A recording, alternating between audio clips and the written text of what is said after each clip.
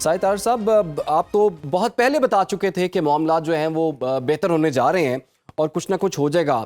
اب مسئلہ یہ ہے کہ معاہدے پر زیادہ تر معاملات جو ہے وہ طے ہو گئے ہیں۔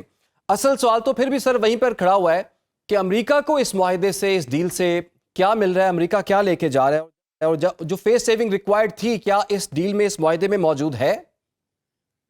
دیکھیں، اس وقت ڈونلڈ ٹرمپ صاحب کا ایک کویسچن ہے واشنگٹن ڈی سی میں کہ یہ معاہدہ براک اوباما کے معاہدے سے بہتر ہونا چاہیے، یہ کویسچن ہے یہاں پہ۔ اور میرا خیال ہے کہ اس وقت پریزیڈنٹ ٹرمپ جو ہے براک اوباما کے جو 2016 میں ایگریمنٹ ہوا تھا اس سے بہتر ایگریمنٹ لے کر آئیں گے۔ اور یہاں پہ یہ عرض کرنا چاہوں گا، در حقیقت یہ وار جو ہے اس وقت، یہ بہت بڑا کویسچن ہے امریکہ کے اندر کہ یہ جنگ امریکہ کی تھی، اسرائیل کی تھی، کیا کھویا کیا پایا۔ تو در حقیقت اس وقت وہاں سے نکل آنا میں سمجھتا ہوں اور موو فارورڈ کرنا، اس پہ یہی اس میں دانش مندی ہے۔ اور میں سمجھتا ہوں کہ اس کا سہرا میرے وطن عزیز پاکستان کے سر پہ ہے۔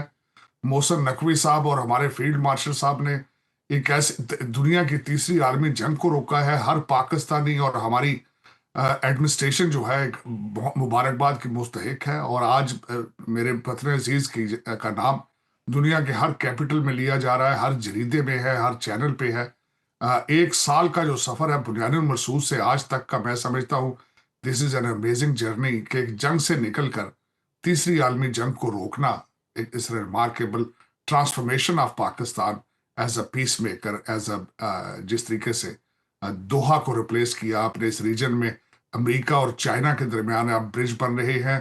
آپ Riyadh, Tehran, Beijing, Washington D C کو ایک ٹیبل پر لے آئے ہیں آج۔ بلکہ اس معاہدے کے اندر ابھی پریزیڈنٹ ٹرمپ صاحب نے تھوڑی دیر یہ کہا ہے کہ 10 ممالک اس میں اس کا حصہ ہوں گے، لیکن لیڈنگ پوزیشن کس کی ہے؟ میرے وطن عزیز پاکستان۔ تو ساجد صاحب، انتظار کیا جا رہا تھا کہ 24 گھنٹوں کے اندر یہ اعلان ہو جائے گا، تو یہ کب تک اعلان ایکسپیکٹڈ ہے؟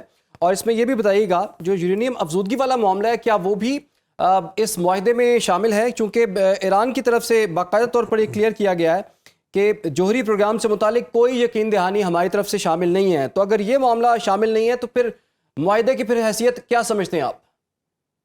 میرے خیال میں یہ 60 ڈیز جو اگلے اس پہ جو کہا جا رہا ہے، جو ٹائم ہوگا اسلام آباد کے اندر ڈائیلاگ، یہ چیزیں اس میں ڈسکس کی جائیں گی۔ میں بالکل ایگری کرتا ہوں۔ اس وقت واشنگٹن ڈی سی اور تہران جو ہے وہ دو مختلف پیجز پر ہے۔ میں دیکھ رہا تھا کہ امریکہ کی طرف سے کچھ اور قسم کی خبریں ہیں، اور جو تہران نے ابھی ان کی خبریں جو ہے بالکل متضاد ہیں۔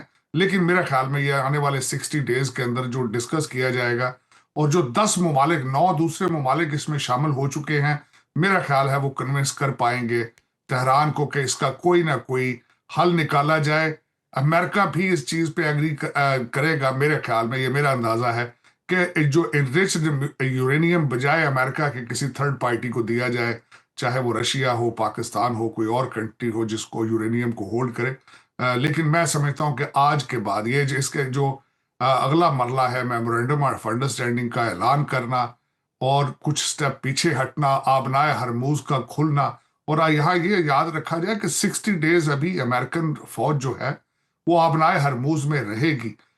لیکن میں سمجھتا ہوں کہ آج کے بعد وہ جو ایک تیسری عالمی جنگ کا جو سایہ تھا وہ چھٹ جائے گا۔ اس میں ابھی تک جو سپوائلرز ہیں وہ موجود رہیں گے۔ اسرائیل کے بارے میں بات تو کی ہے، لیکن اسرائیل کا ایک وتیرہ ہے کہ وہ ہمیشہ اپنی بات سے، اپنے ایگریمنٹ سے ہٹ جاتا ہے بڑی جلدی۔ آپ نے دیکھا ہوگا کہ لبنان میں پوری جنگ بندی جاری ہے، لیکن وہ ان کے حملے بھی جاری ہیں۔ غزہ کے اوپر جنگ بندی ہے، لیکن وہاں پہ بھی قتل عام جو ہے وہ جاری ہے۔ تو اس کے سپوائلرز ابھی کافی موجود ہیں، لیکن میں آج بھی آپٹیمسٹک رہنا چاہتا ہوں، دعا گو ہوں کہ اللہ تعالیٰ جو ہے دنیا میں انسانیت پر رحم فرمائے۔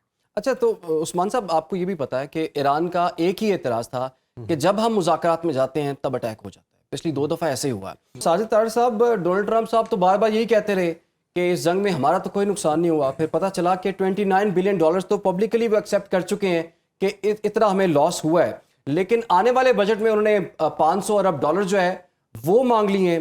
آپ کو نہیں لگتا کہ اس کا ایک بہت بڑا امپیکٹ سامنے آئے گا؟ اور یہ جو $29 بلین کا نقصان ہے، یہ سو کالڈ امریکہ کی طرف سے کہا جا رہا ہے کہ یہ جیتی ہوئی جنگ کا نقصان ہے۔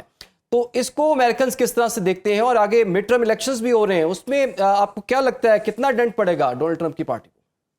بہت زیادہ. میں بلکہ آپ یہ بھی یہاں پہ ایڈ کرنا چاہوں گا $29 بلین کے، یہ تو ابھی بڑا کنزرویٹو قسم کا ان کا اپنا تخمینہ ہے.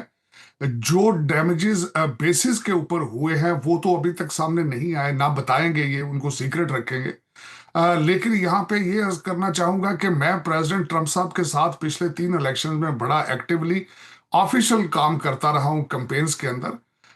ڈونلڈ ٹرمپ صاحب ایک اینٹائی وار کینڈیڈیٹ بن کے سامنے آئے اور لوگوں نے اس کو خریدا. میگا، آج بھی جو ان کی موومنٹ میگا ہے، دے آر اگینسٹ دا وار. اس سب سے بڑا کویسچن یہ ہوگا اس مڈ ٹرم الیکشن میں کہ ہم وہاں کیوں گئے، ہم نے کیا کھویا، کیا پایا، ہم اسرائیل کے ساتھ کس طرح آگے فیوچر میں جائیں گے. اسرائیل کا سب سے بڑا نقصان اس دفعہ یہ ہوا ہے کہ امریکہ کے اندر ان کے خلاف اوپینین چینج ہونا شروع ہو چکی ہے. حالانکہ وہ بے بہا $100 ملین سے زیادہ ڈالر ہر الیکشن میں یہاں پہ سسٹم کے اوپر پمپ کرتے ہیں، اپنی مرضی کے امیدواروں کو سامنے لے کر آتے ہیں، لیکن پبلک اوپینین چینج ہو چکی ہے. اس کی ایک میں تازہ مثال دینا چاہوں گا. غزہ کی جنگ کی وجہ سے ممدانی صاحب نیو یارک میں 33% جوش جو جین زی کے ووٹ ہیں وہ لے کر سامنے آئے ہیں. اور اسی طریقے سے اب اسرائیل کے خلاف اوپینین چینج ہونا شروع ہو چکی ہے. اس جنگ کو امریکہ کی جنگ نہیں سمجھا جاتا. ایوریج امریکن بیزار ہے اس جنگ سے، اور یہ بہت بڑا کویسچن ہے جو ریپبلکن پارٹی کو دینا ہوگا کہ ہم نے اس جنگ میں کیا کھویا، کیا پایا. اور کیونکہ ایران جو تھا وہ مین لینڈ امریکہ کے لیے تھریٹ ہی نہیں تھا. اور دوسرا میں بالکل ایگری کروں گا کہ ڈیمیج پہنچا ہے امریکہ کی گڈ ول کو. ڈونلڈ ٹرمپ صاحب کا ایک مینڈیٹ کا حصہ ضرور تھا کہ جو فال آف کابل میں ہوا پچھلے 12 سال براک اوباما کی ویک فارن پالیسی کی وجہ سے، امریکہ کی پریسٹیج اور سول سپر پاور کا جو ایک سٹیٹس تھا اس کو ریسٹور کرنا، پریسٹیج کو. پینٹاگن ڈی مورلائز تھا، اس کو ٹھیک کرنا، یہ ان کے مینڈیٹ کا حصہ تھا. لیکن یہ مڈ ٹرم الیکشن جو ہے it will be very difficult. آپ کو یہ بھی پتا ہوگا کہ کانگریس نے ابھی پرسوں ووٹ پوسٹ پون کرنے پڑے ریپبلکن کو کانگریس کے اندر، کیونکہ ان کے پاس میجورٹی نہیں تھی.